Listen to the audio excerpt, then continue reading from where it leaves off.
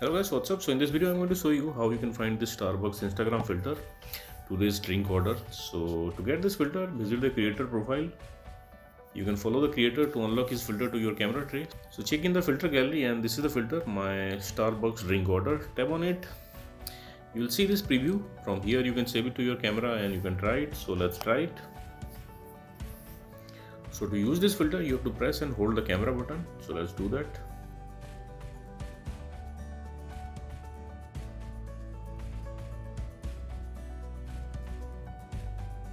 And that's it. So that's it guys. Likewise you can get this filter on Instagram. So thanks for watching the video guys. See you in the next video.